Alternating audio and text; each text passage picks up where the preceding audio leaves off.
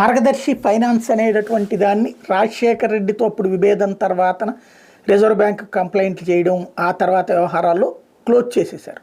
ఎందుకు అంటే అది రిజిస్ట్రేషన్ చట్టాల ప్రకారం, అంటే ఒక ఫైనాన్స్ కంపెనీ ఏ చట్ట ప్రకారం రిజిస్టర్ అవ్వాలో అలా కాలేదు కాబట్టి అది చేశారు. సీన్ కట్ చేస్తే ఇప్పుడు ఏమవుతుంది అంటే పెద్ద ప్రశ్న.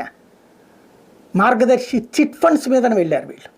జగన్ ప్రభుత్వ హయాంలో చిట్ ఫండ్స్ నిబంధనలకు విరుద్ధంగా వెళ్తోంది అన్నటువంటి దాని మీద సిఐడి ఇన్వెస్టిగేషన్, చివరికి రామోజీరావు గారిని కూడా ప్రశ్నించడం, ఇదంతా నడిచిపోయింది. అయితే అన్ని ప్రశ్నలు వేసిన తర్వాత అక్కడ ఏమీ తప్పు జరగలేదు, పొరపాటు పడ్డాం అని అదే సిఐడి డిపార్ట్మెంట్ తరఫున ఇప్పుడున్న అధికారులు నివేదిక ఇస్తున్నారు.